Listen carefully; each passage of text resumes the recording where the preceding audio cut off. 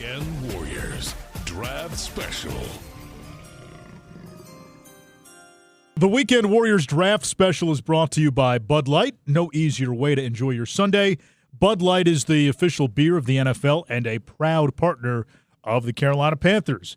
Anish Shroff, Tom Luginbill, episode 3 of our draft countdown. We're going to talk to Al Wallace in a little bit, but this episode centers around the defensive line. And obviously you start with Derek Brown coming back. That's just a huge piece that you're going to add. Had he been a free agent, he would have been the top free agent on the market.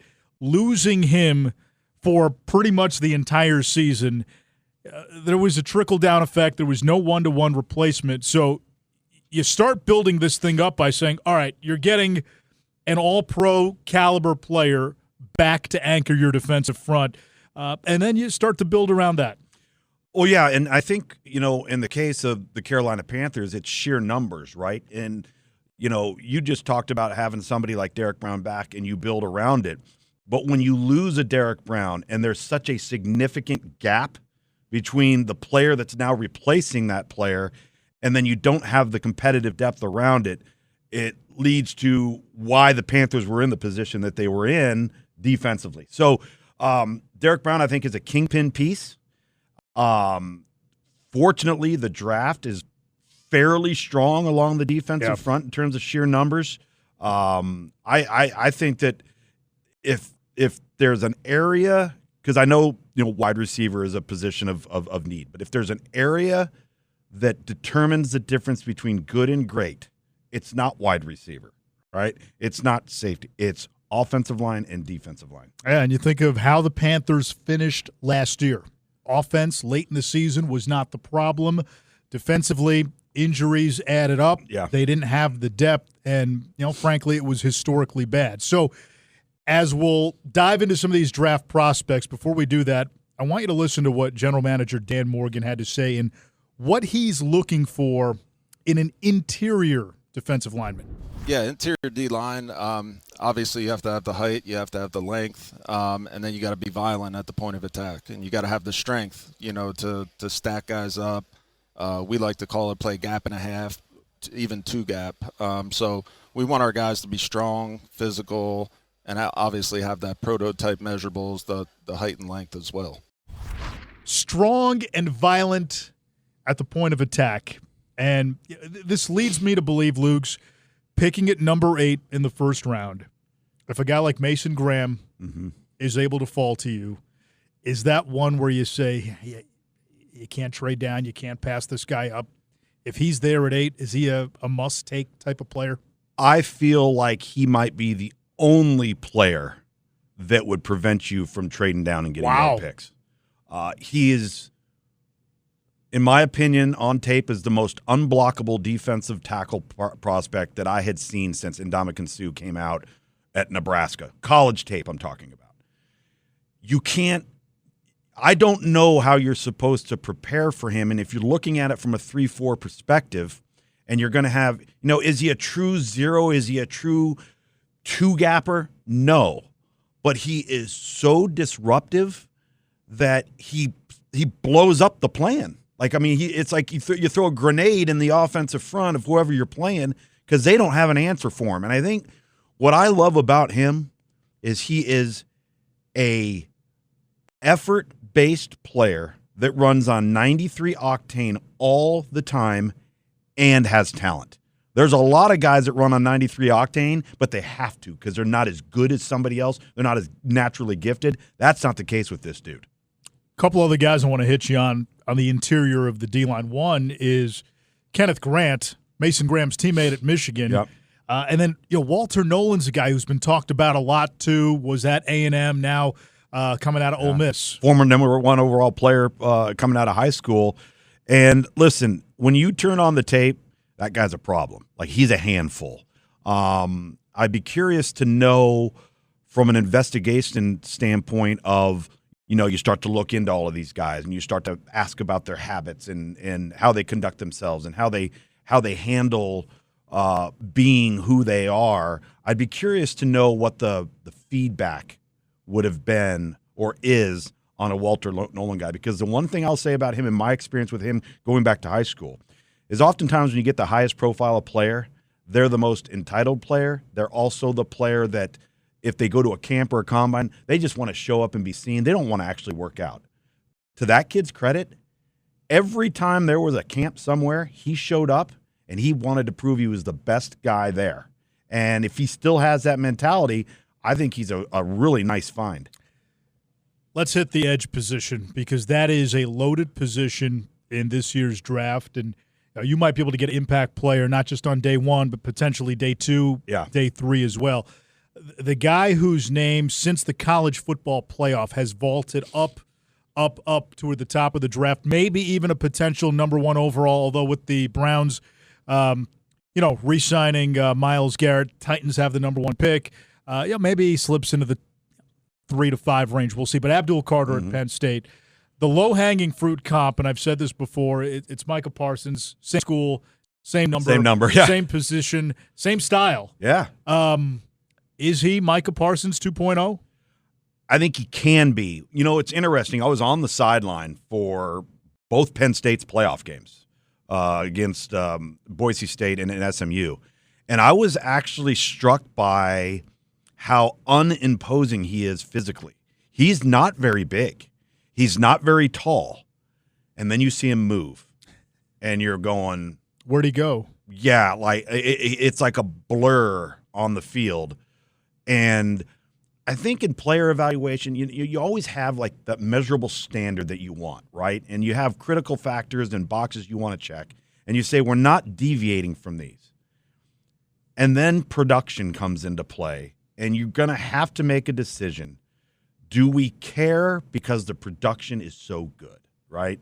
And I think with him, now are there questions about what happens with him if somebody lines up, puts him in a phone booth, and runs right down his throat, which is what the league's turning into now? You can make that case. The NFL is headed that way, and Philly just won a Super Bowl playing that way. And it's headed that way because that's been the adaptation for offenses to deal with all of the speed now on defense that they haven't been able to handle. So it's interesting. Football just goes in cycles, and it comes back around.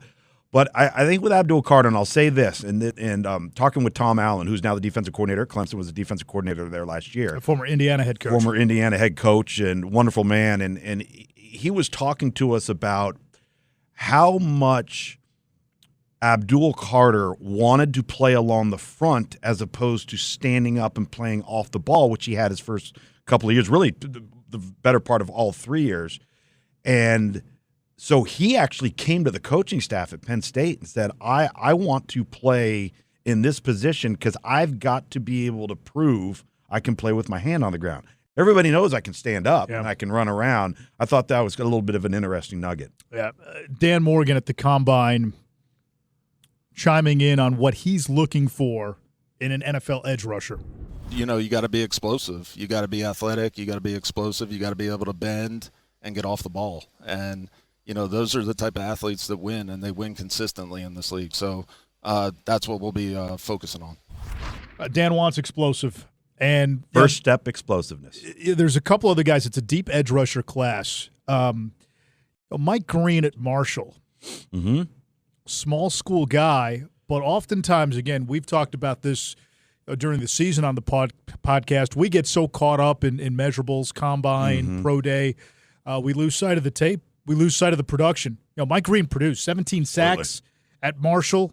And again, you want to say competition is not what it would be in the SEC or a power conference. Totally fair. And he started at Virginia Tech. He's a Power 5 talent. Yeah.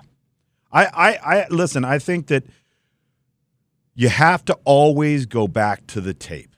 And we can measure arm length and hand size, and we can do L drills, and we can do short shuttles, and all of those are great pieces of the puzzle to the player. But you can't duplicate playing the game in shirts and shorts in the sport of football. And I think that his oftentimes you'll see defensive line coaches, particularly off of the edge, and they want to see how far upfield can a player get in one step and how quickly can he do it, right? And that you start to measure that stuff and you start to slow down the tape and you're going, oh my God, this guy's 3 yards up the field and he hasn't taken his second step yet. Those types of things. One small step versus one giant leap. Yeah, exactly. And I think that perfectly describes not only him, but his former teammate as a guy at Virginia Tech, Antoine Power Island. Just the edge explosiveness. Josiah Stewart, edge explosiveness. They all have, and the one guy who may be as talented as all of those guys, but isn't as big, is Donovan Ezeraku at BC, but he also might be the smartest, headiest football player of all of the class at that position. I remember, and this is going back now, when I was at Syracuse, they had an edge rusher who was coming into the NFL, and everybody said, yeah, we know the get-off is maybe Pantheon level, but he's too small. Yeah. He's too small. He's only about 250. He's barely 6'3". Dwight Freeney is now in the Hall of Fame. Mm-hmm. Turned out okay. Well, and I think the interesting thing is sometimes when you do that, there's an in-between. There's a labeled too small. Then there's the guy where you're like, he's not too short, but he certainly isn't the length that we want. And then there's the length guy that everybody's going to sign off on, right? Sometimes the too small guy, it becomes the guy that the 6'7" offensive tackle can't block because he can't bend. He can't, and if he does bend, he's going to bend at the waist and not at the knee, and he's toast. And tape don't lie. Nope. I watched a game where Dwight Freeney in college sacked Michael Vick 4 times. 4 times. And I bet he was about 4 feet off the ground when he was bending and turning that edge. That's how Teddy Bruschi was coming out of Arizona at 5'11". Then there's the other prospect we have every year, the immensely talented. He's got all the skills. Your 93 octane guy. Yeah. However, there have been reports about James Pierce at Tennessee, and this was a guy, who now has to deal with some character issues. I go back to the beginning of the season. He was talked about at one point as 1-1, first overall. Yeah. Like, that's the type of talent we're talking about.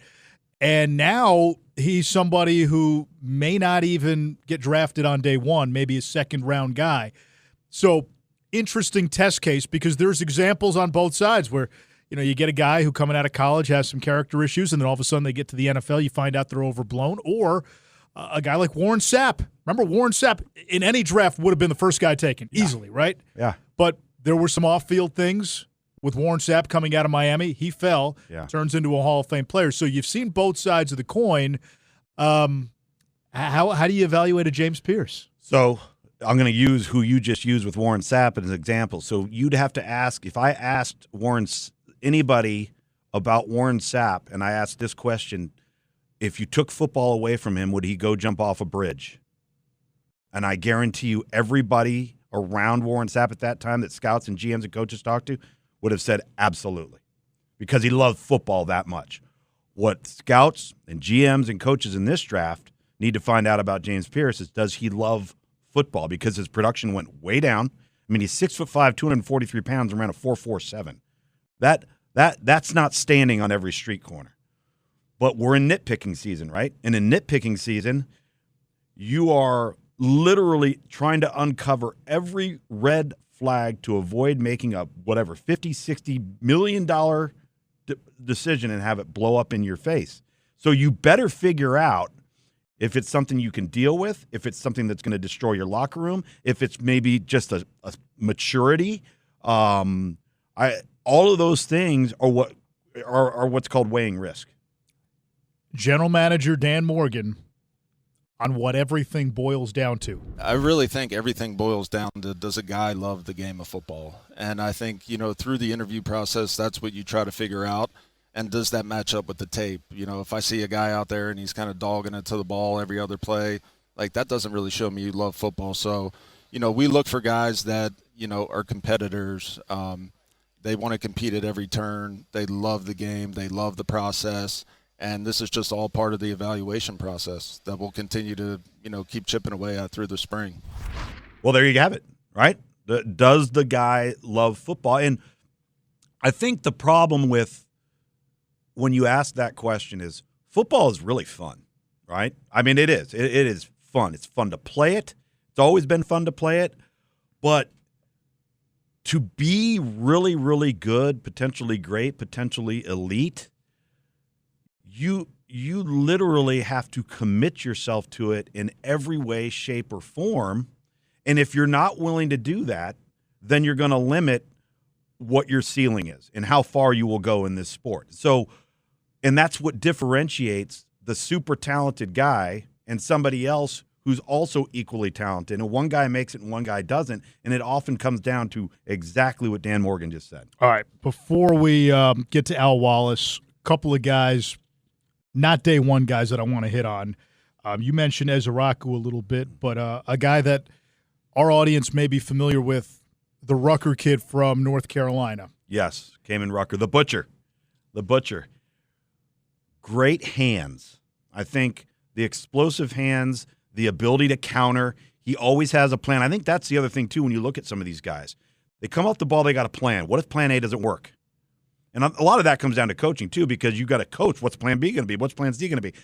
His nickname's the Butcher because his hands are so good, and he's always got a plan for usage. So whether it's chop, rip, arm under, whether it's he even actually has a pretty good bull rush, too. I had a chance to see him a couple times this year. But he was hurt, and I think, he played a lot of football, and he was probably on pace to have a monster year on defense because Carolina actually on defense this year had some guys that were pretty good. And then he got hurt, but I think he's a really well-rounded guy. And then you may have seen these guys in the college football playoff. Ohio State with a couple of intriguing prospects at edge, including Jack Sawyer, love him, who I know you saw out of high school. You had him, number 1 or number 2 coming out of high school? Yeah, he was number 1. I want to say that was the COVID year because we didn't have the Under Armour All-America game, and so he didn't play in the game, and then he enrolled early at Ohio State. Actually didn't play his senior year, if you remember that, and just got on campus. But I'll tell you the thing about him, another high-effort guy, but he wasn't an instant splash guy, which to me is a positive because it tells me that he still has a high ceiling for development, that he's not tapped out. Played his best football against the best teams on their schedule, and he played his best football this past year, which is his last year of eligibility. I think that's important. And then they got the other guy, JT, I hope I don't butcher his last name, Tui Molowau. Yep. Yeah.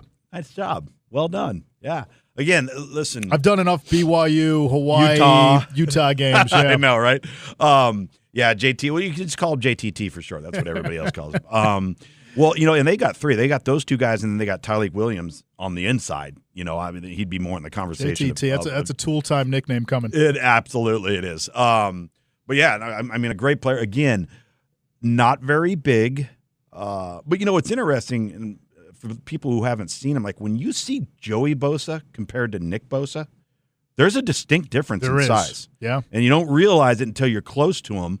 And so I think that JTT is a little bit more like Nick in terms of his stature. But, again, good defense. It's a good – I think there's good value rounds 4 through 7 in the defensive front. Yeah, and then one final guy, South Carolina, Kyle Kennard. Yeah. I think, to me, his size is really, really impressive because when you have that type of size, and if you're going to, let's just say you're going to be in the 3-4, you can line up at the 5 and you can hold up at the point of attack, but you could probably line up at 0 too. And I think that's also what makes Zeke Biggers at Georgia Tech a very interesting. He is massive, 35-inch arms. Wow.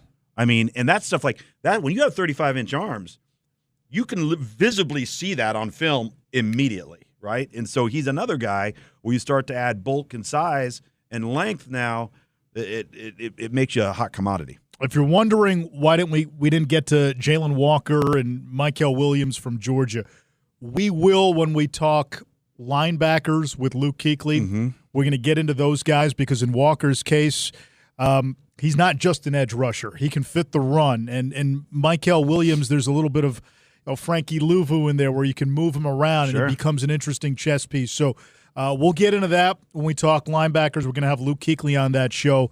But we do have a special guest coming your way.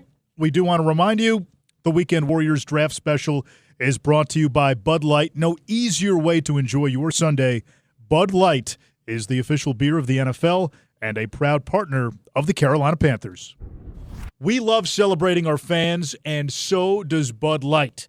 We are teaming up to give one of our lucky listeners the ultimate tailgating prize pack. Ready for this? The Panthers and Bud Light tin tacker behind us. That's that big sign right there. Well, I don't take it first. It's going to be paired with co-branded merch fit for any Panthers fan. Use the link in our podcast description to enter for your chance to win. You only get to enter once. The grand prize winner will be announced during the Panthers draft show airing on day one of the draft, which is April 24th.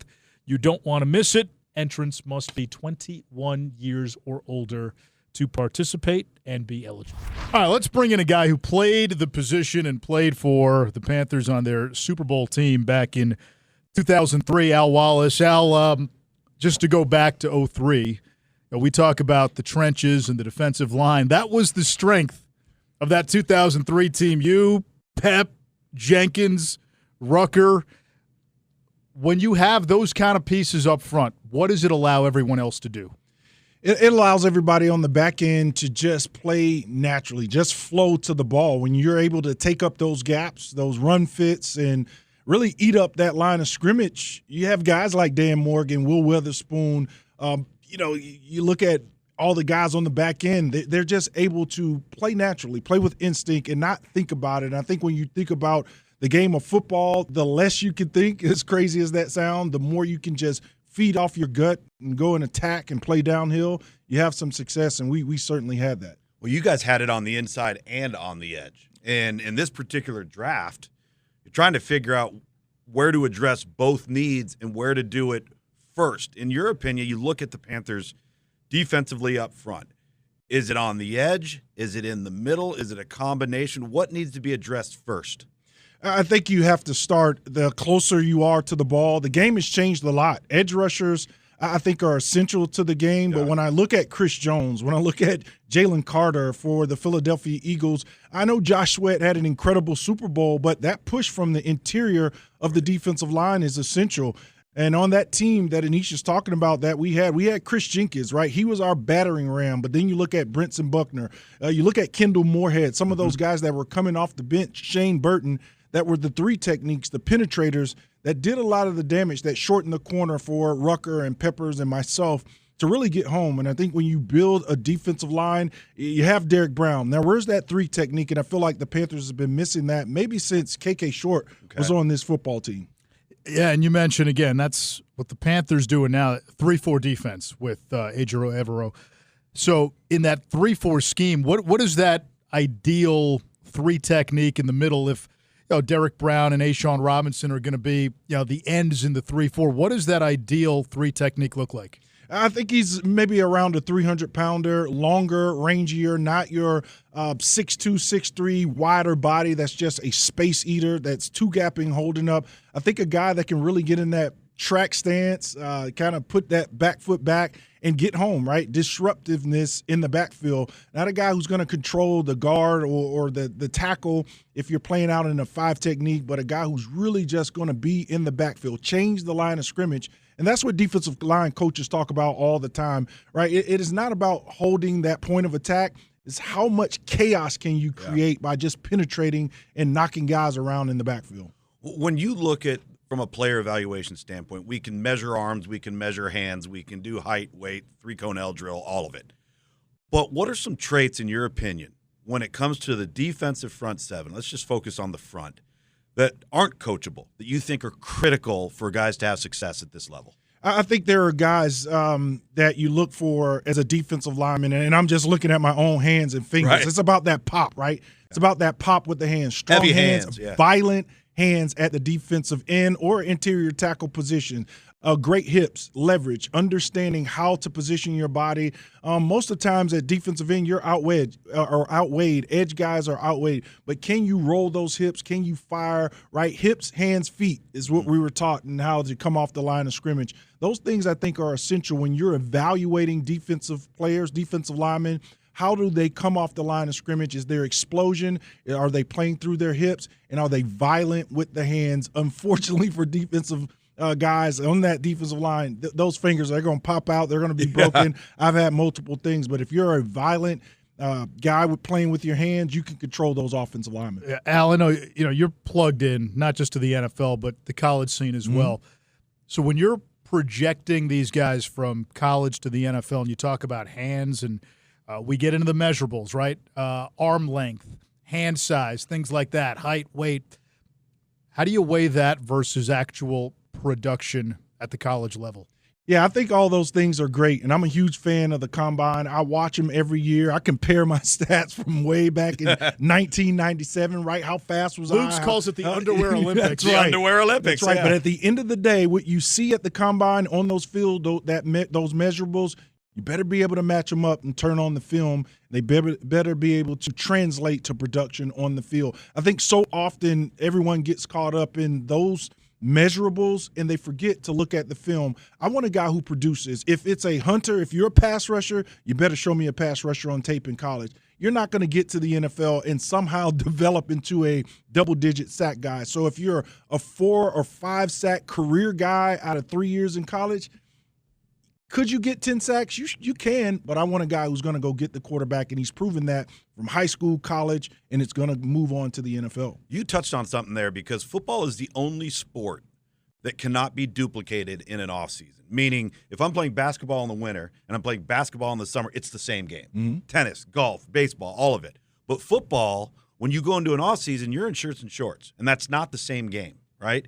And we look at the Combine or a pro day, and let's just say as an NFL scout or a GM or as a coach, they're watching guys on tape for 2 to 3 years, and then they allow a 4-hour window on one day to completely alter what they thought about a player. Are you of the belief that if you do that, you're going to be prone to make more mistakes when you're paying too much attention to a pro day or a combine scenario?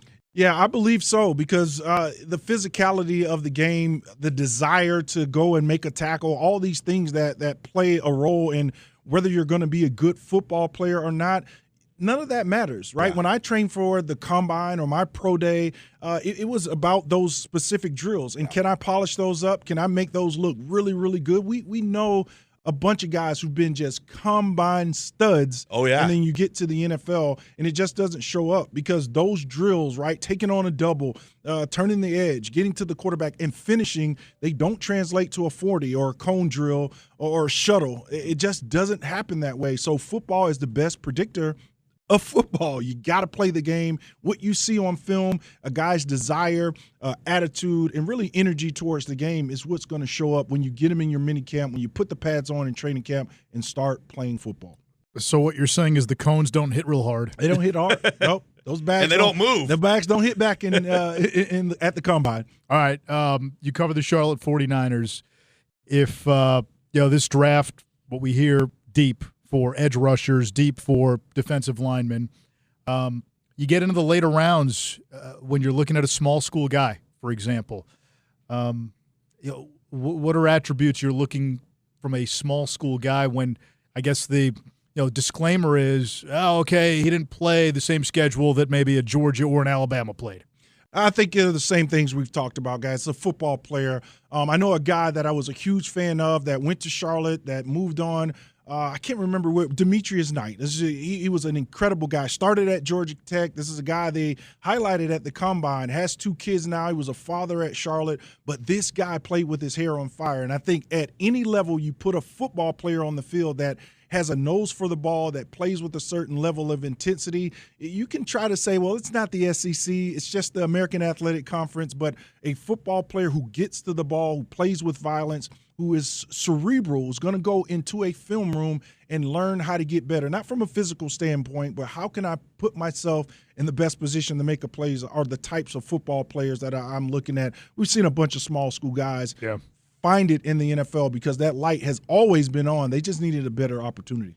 Now, going back to the Combine for one moment, because I feel like one big topic of conversation that came out of this year's Combine was arm length. It seemed to be the one thing that everybody seemed to be talking about. It's the new hand size for quarterbacks. Right. And so Will Campbell, the offensive tackle at LSU, most notably everybody was discussing that. A guy like Donovan Ezeraku out of Boston College, some other guys.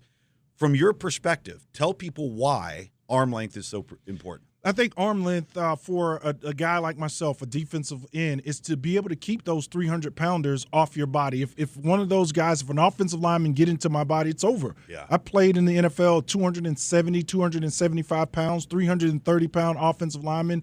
Leverage, strength-wise, I was pretty strong, but they get into your body, it's over. So when you talk about arm length from a defensive end standpoint, it's about locking a guy out, keeping him off of your body, shed, release, making a tackle.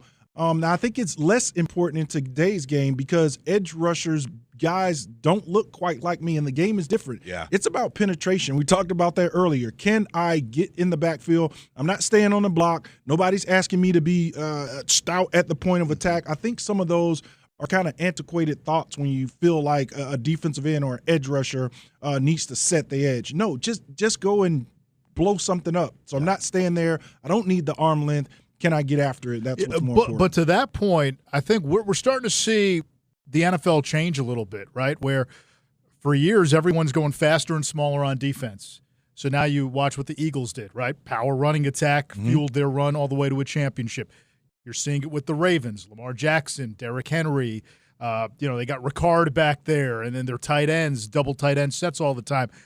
So are we now in this era where there is a philosophical shift offensively to take advantage of those smaller edge rushers, smaller linebackers, the hybrid safety linebacker type? Absolutely. Take the air out of them. Yeah. If those guys are going to run around blocks, let's play to it. Let's run powers right at those edge rushers who are not going to be stout at the point of attack. Well, like you said, holding up at the point of attack. Yeah. And now you put them in a phone booth, and they can't hold up. I came out of University of Maryland, 255-pound defensive end. I was a tweener. That word doesn't exist anymore. It's not defensive end anymore. It's called edge because those those bodies can range from 6'5", anywhere down to 6'2". Yeah.